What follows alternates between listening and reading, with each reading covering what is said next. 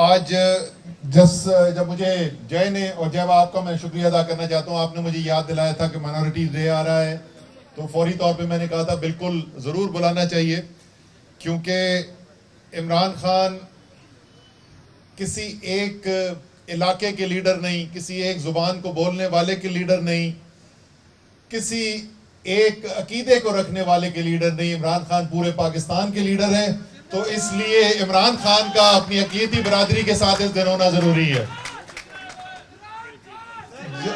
آج سے حقیقی آزادی چاہیے، حقیقی آزادی صرف آپ دے سکتے ہیں انشاءاللہ تعالی۔ اچھا، یہ آج سے 75 سال پہلے اسی دن قائد اعظم نے آئین ساز اسمبلی سے خطاب کیا، اور اس خطاب کے اندر جو ہے انہوں نے اقلیتوں کا پاکستان کے اندر جو کردار ہوگا اور ان کے جو حقوق ہوں گے اس کی یقین دہانی کرائی، اور وہ تقریر آج تک یاد کی جاتی ہے۔ وہ ایک آپ سمجھ لیں اس کو ایک چارٹر بھی ہے، لیکن شاید آپ میں سے کچھ لوگوں کو یہ نہیں پتا کہ وہ جو قائد اعظم کی تقریر تھی، وہ قائد اعظم کی تقریر جو ہے وہ عکاسی کرتا ہے ہمارے عقیدے کی۔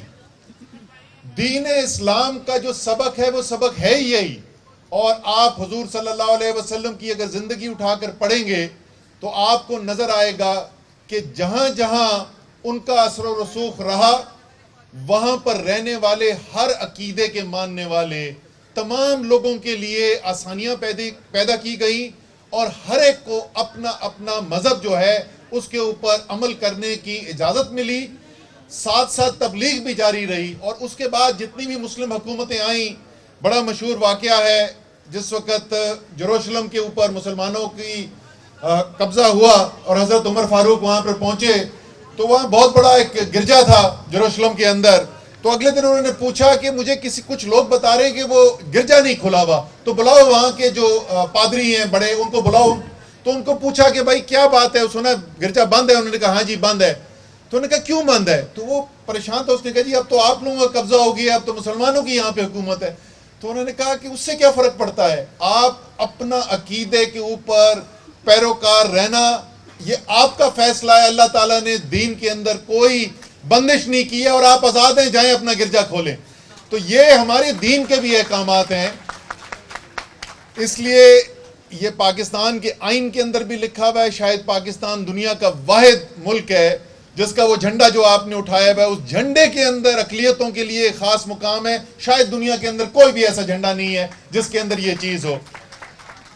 لیکن آخری بات میں یہ ضرور کروں گا کہ میں خان صاحب وہ پڑھ رہا تھا جناح صاحب کی قائد اعظم کی سپیچ، تو وہ قائد اعظم کی سپیچ پڑھتے ہوئے ایک چیز نے مجھے سٹرائک کیا۔ آپ کو پتا ہے کہ قائد اعظم نے ابھی ہمارا بھائی یہاں پہ کھڑا ہوا تھا اور اس نے کہا تھا حقیقی آزادی چاہیے، تو سنو اسی 11 ستمبر کی سپیچ کے اندر شروع کہاں سے کرتے ہیں قائد اعظم؟ وہ کہتے ہیں فرسٹ اینڈ فورموسٹ، سب سے پہلے میں آپ کو یہ باور کرانا چاہتا ہوں کہ اب آپ آزاد ہیں، اور آپ نے اپنے فیصلے آزادی سے کرنے اور آزادی کی زندگی گزارنی ہے۔ تو یہ قائد اعظم کا جو وہ خطاب تھا، اس خطاب کے اندر ہمارے لیے یہ بھی ہدایات ہے کہ کس طریقے سے ملک کی تمام عقیدے کے رکھنے والوں کو ساتھ لے کے چلنا ہے، لیکن سب نے سر بلند کر کے فخر کے ساتھ، خودداری کے ساتھ، حقیقی آزادی کے ساتھ زندگی گزارنی ہے۔ اور انشاءاللہ تعالی 75 سال اس سپیچ کے بعد ہم بالکل اس کی دہلیز پہ پہنچ چکے ہیں، اور کون ہمیں وہاں پر لے کے جا رہا ہے؟ پاکستان زندہ باد۔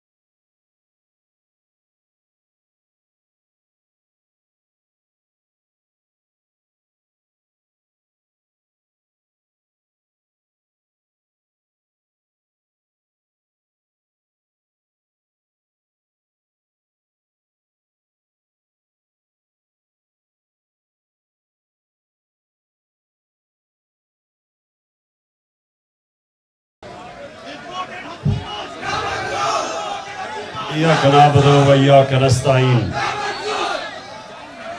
شکریہ. آرام سے اب آپ اپنی کرسیوں پہ بیٹھ جائیں. آرام سے بیٹھ جائیں.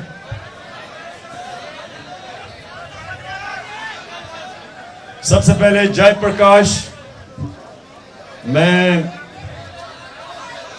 آپ کا شکریہ ادا کرتا ہوں کہ آپ کی اور آپ کی ٹیم نے آج یہ اپنی اقلیت برادروں اور ان کے رہنماؤں کو یہاں بلایا، اور ہم تھوڑی خاموشی بیٹھ جائے.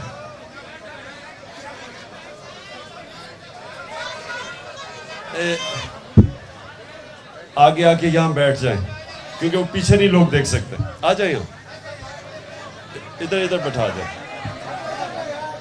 نہیں پیچھے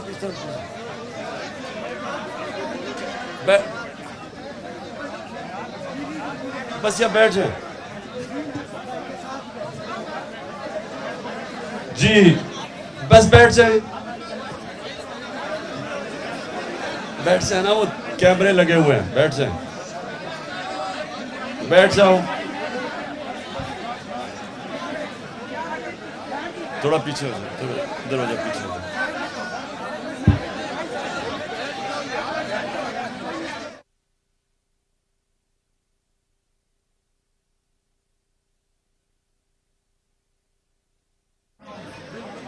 آرام سے.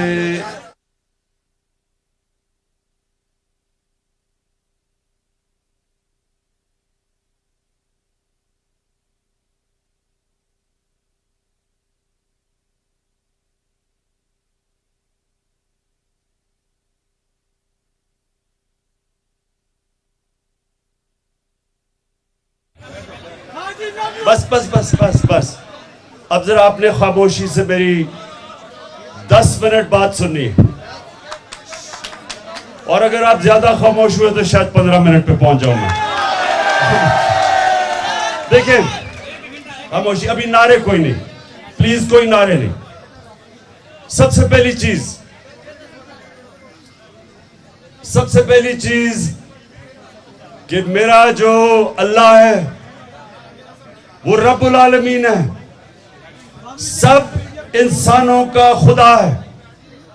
یہ آپ نے سب نے سمجھنا ہے کہ مسلمانوں کا جو رب ہے وہ سارے انسانوں کے لیے ہے.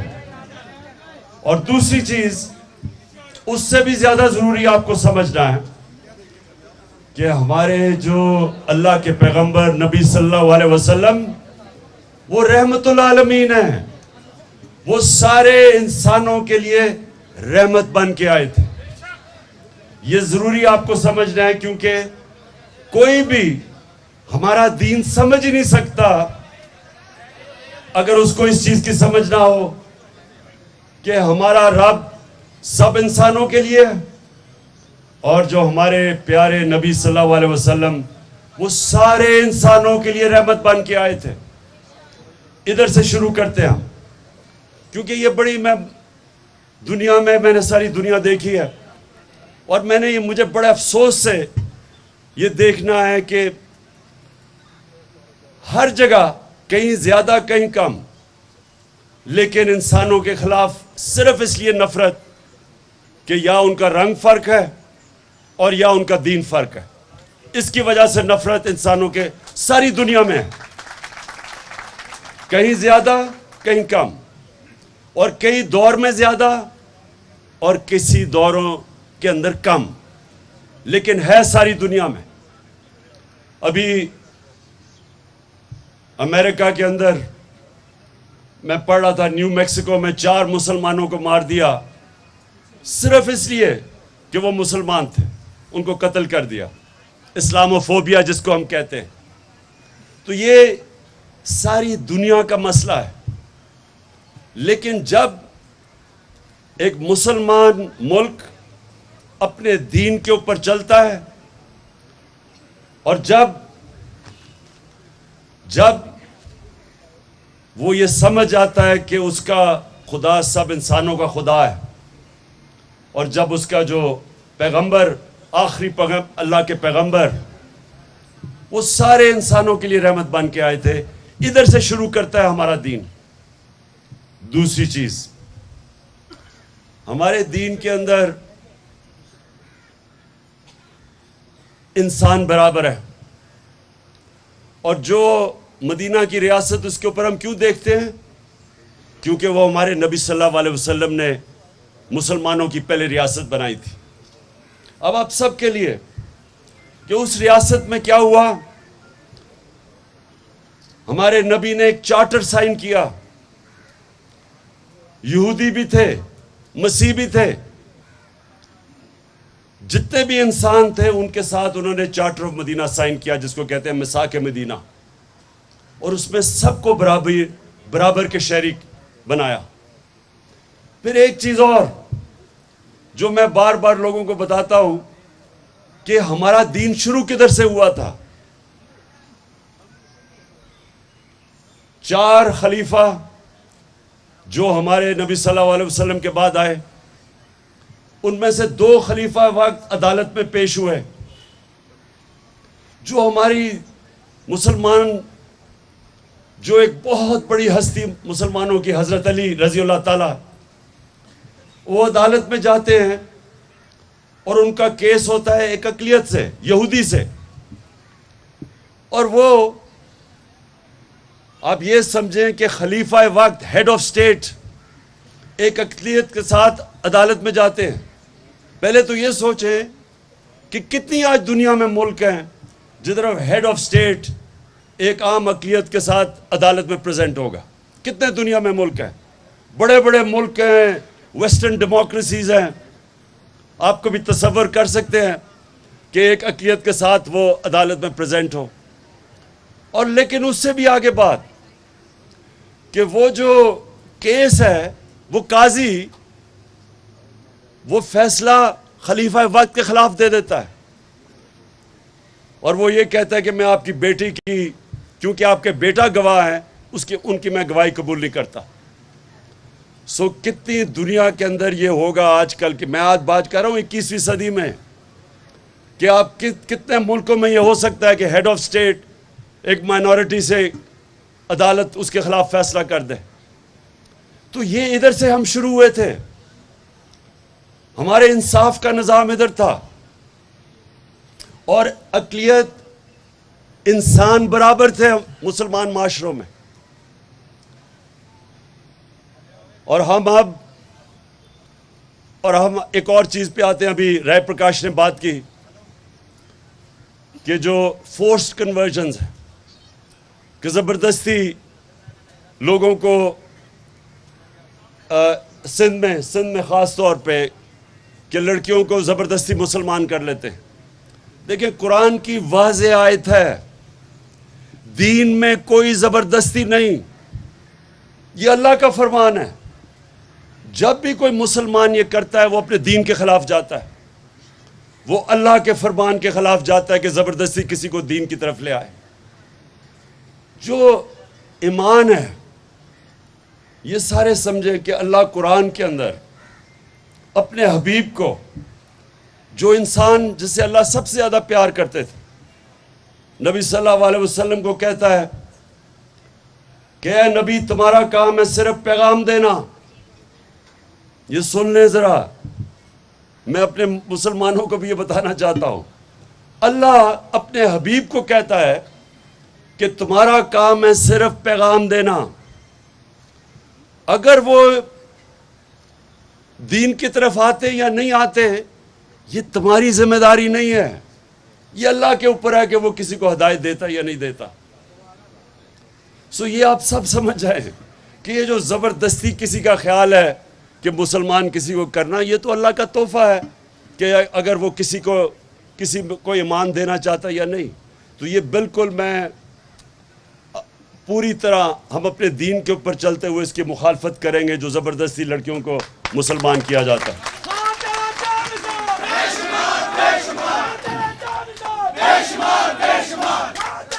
بس بس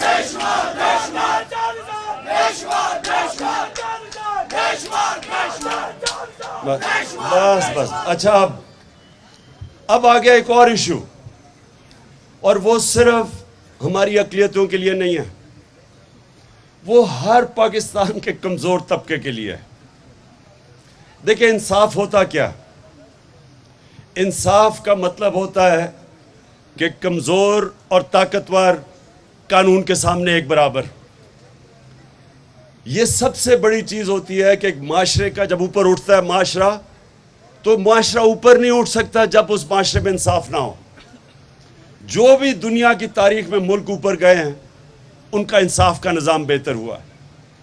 بلکہ ہمارے ایک بہت بڑا مسلمانوں کا عالم ابن خلدون، وہ کہتا ہے کہ میرا سارا جو تجزیہ ہے قرآن کا، اس کے بعد میں ایک نتیجے پہ آیا ہوں کہ اللہ نے انسان کو دنیا میں بھیجا ہی ایک وجہ سے ہے، انصاف قائم کرنے کے لیے۔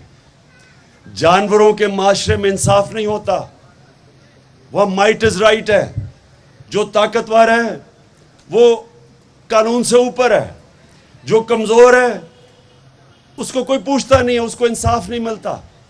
انسانی معاشرہ ہوتا ہی تب ہے جب اس میں انسانیت ہو اور اس میں انصاف ہو۔ میں نے جب آج سے 26 سال پہلے اپنی پارٹی شروع کی تھی تو اس کا نام رکھا تھا انصاف کی تحریک۔ میں یہ سمجھتا ہوں کہ اس جدوجہد میں ہم سب کو شامل ہونا چاہیے۔ میں اپنی ساری قوم کو شامل اس لیے کر رہا ہوں کہ یہ ہمارا ملک آگے نہیں بڑھے گا جب تک یہ انصاف نہ ہو۔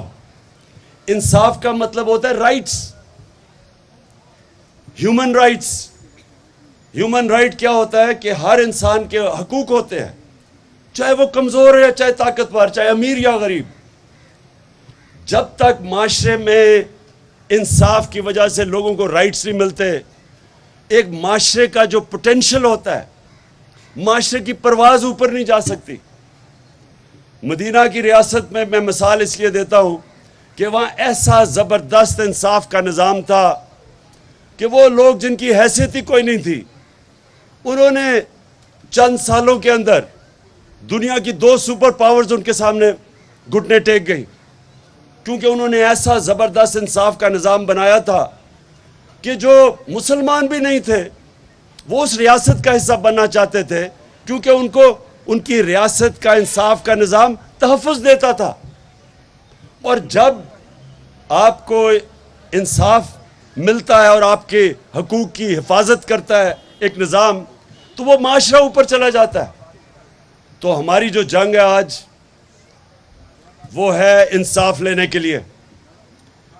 اور جو ہمارے ملک میں جدوجہد ہے وہ ایک چھوٹے سے ٹولے کی ہے کے خلاف ہے، جس کو ہم کہتے ہیں ایلیٹ کیپچر۔ ایک چھوٹا سا ٹولہ جو ملک کے اوپر حاوی ہوا ہے، وہ چوری کرتا ہے تو وہ کہتا ہے کہ میں قانون کے نیچے، مجھے این آر او دو۔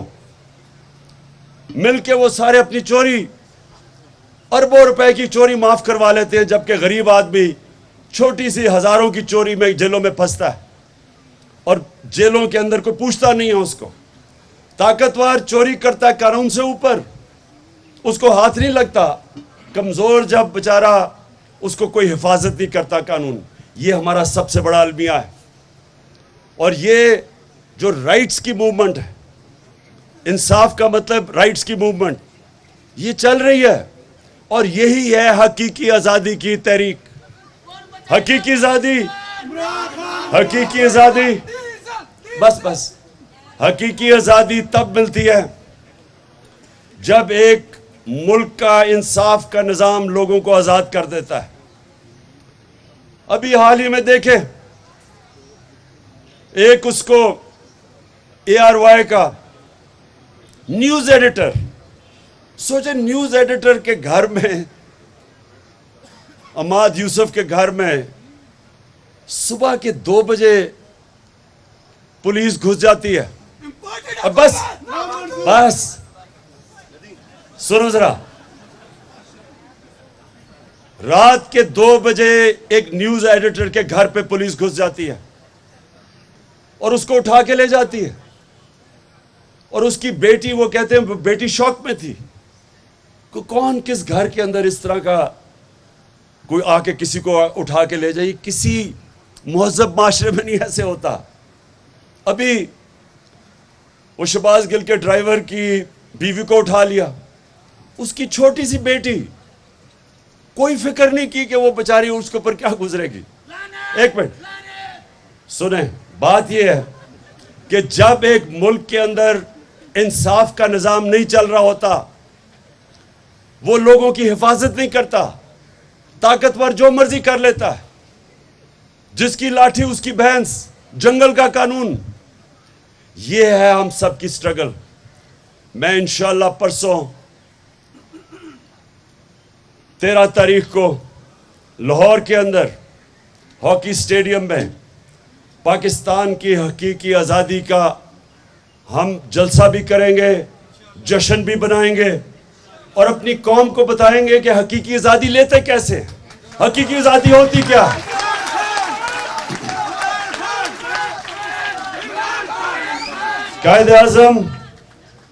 कायदे आज़म आप सबको पता है या पता नहीं कि कायदे आज़म ने जब अपनी सियासत शुरू की थी तो इनको हिंदू मुस्लिम एम्बेसडर समझा जाता था, यूनिटी एम्बेसडर, को वो हिंदू और मुस्लिम को इकट्ठा करेंगे। ये याद रखें कि कायदे आज़म की जो शुरू की सियासत थी, उनकी कोशिश थी कि हिंदू मुस्लिम मिलके अंग्रेजों से आज़ादी लें, अंग्रेजों से आज़ाद हों।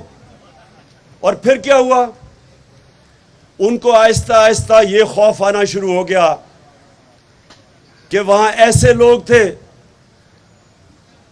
वो जो कांग्रेस के अंदर ऐसे लोग थे जो कि सिर्फ ये देख रहे थे कि वो सब के लिए, अक़लियतों के लिए आज़ादी नहीं चाह रहे थे, वो सिर्फ हिंदुओं के लिए आज़ादी चाह रहे थे। इधर इख्तिलाफ हुआ उनका, वो चाहते थे कि सारे हिंदुस्तान के लोगों को आज़ाद हो, तो उनको खौफ आना शुरू हो गया कि अंग्रेज की आज़ाद गुलामी के बाद हम हिंदू की गुलामी में चले जाएंगे।